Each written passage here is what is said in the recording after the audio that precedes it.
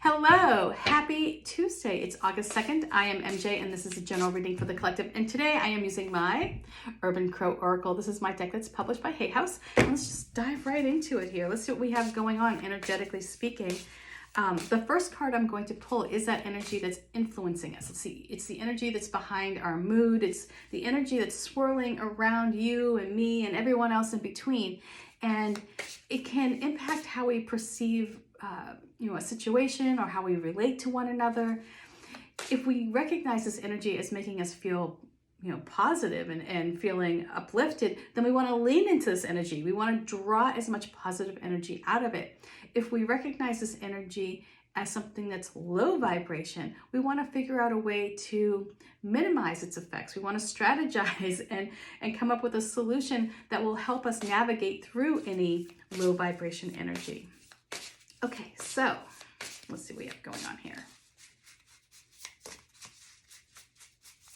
So the first card, oh goodness, okay. So today might be one of those days where you're focused on a loss. You're focused on grieving. And we all need to do this, right? If there's something that calls to your attention or comes up in your mind, it comes to the surface, a past experience that you never fully let go of or you never fully grieved properly, it might resurface today because the energy is ripe for that. It's saying, hey, today's a good day to allow space for grief. When you allow space for grief, what you do is you go into that closet that you have in your brain that is holding on to those memories that you want to retain, but you haven't yet been able to process. It's kind of like going into a closet and just kind of going through all the boxes, And through that experience, it's almost cathartic when you can pull up something out of a box that you recall. And so with grief, it's basically like going into that closet in your brain, going through all those boxes and then making room for that closet to be filled with new experiences by clearing out what doesn't serve you any longer, And so it doesn't mean that you forget what was ever in that closet. It just means that you're making space in that closet for something new, right? You're making space for something to come into that room. Maybe you can renovate it and turn it into into something completely new. But you can't if you're still hanging on to those boxes of grief. So this is the energy today. Today will be a great day if you are it'll be a great day to release things that you have not been able to let go of. So make space today for grief. Really dive in there, get into that closet, go through those boxes, make time to go through everything that you've been kind of keeping in so that you can make that space for something new. Okay, so let's see what opportunity is coming up. Sometimes it's just grieving, a past that we wish was different. Sometimes we're hanging on to that stuff. Sometimes we're holding on to experiences that we never fully reconciled, right? Maybe a breakup from the past or, a career move that you made that you go, God, I wish I never did that. But you're still hanging on to that loss, or a decision that you made that put you through years of cleaning up from that decision, grief takes many different forms.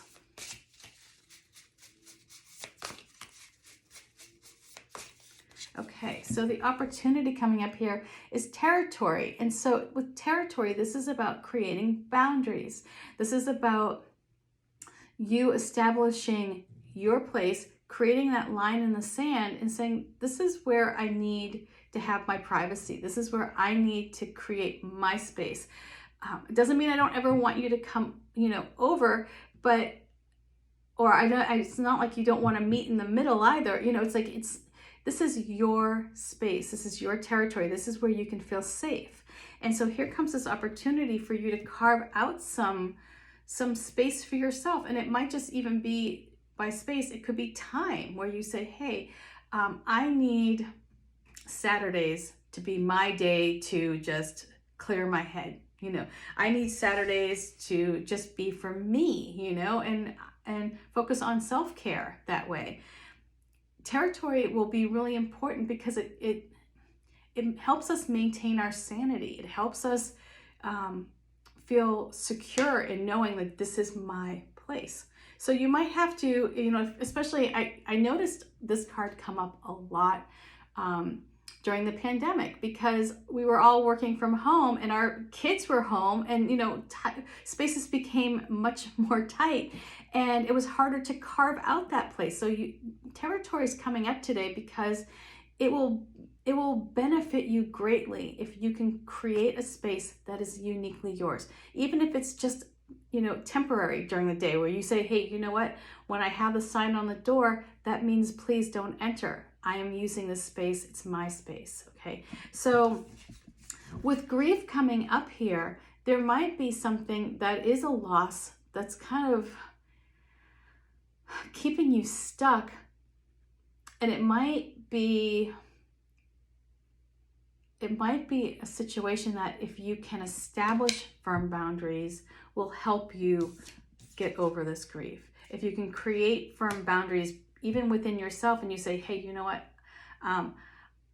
I've mourned as much as I possibly can. I have to allow, you know, myself to move on and forgive myself for feeling guilty for moving on, you know? And so you might need to create some firm boundaries even with yourself.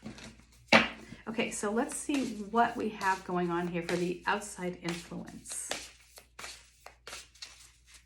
This is that person who shows up. It's the uninvited house guest. Okay, so coming up here, look at this. We have trickery. So whoever this is that's coming in, be careful. And, you know, this might be, it might be related, you know, to the grief. Maybe they recognize that you're really leaning into this energy of grief. If you're creating a territory, you know, where you're creating your own space, be careful of somebody who's going to try and trick you perhaps out of your space, or trick you into moving your boundaries here. You know, an example of this would be if you say to your employer, hey, I really need to have these days off. This is my space. I need to have this, you know, this is a set schedule. Well, they may try to tell you, they might make up something to fool you into thinking that that's not possible. Or they might try to employ a little trickery to get what they want, knowing that they hold all the cards, that they hold the information, that if revealed, you would know the truth, but really they're going to keep that hidden. So just be aware of how trickery will play out here. It's coming in as an outside influence, so it could indicate that there is somebody who is going to use their knowledge, or, you know, the information that they have, and not share that information with you to keep you in the dark. So just be aware of how that could play out. And then let's see what we have here for the advice, and maybe we can tie it all together. I think with the grief and territory, what is really important is for you to carve out time for yourself, process those emotions, and then if you need to establish boundaries with somebody, who may be trying to keep you connected by that grief, they may employ some trickery to do that. But you need to make a clear, defining line in the sand so there's no miscommunication. So the advice here is, look at this, sacred space.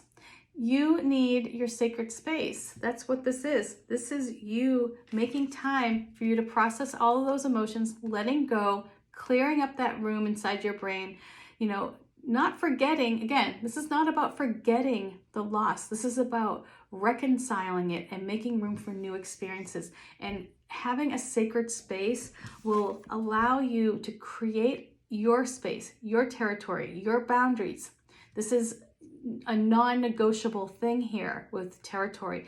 This is important. When you have boundaries set up, you are in control of your, you know, of your sanity, really. You know, it's like you are the decision maker here. when you have territory. So create that sacred space, okay? And don't be fooled by somebody.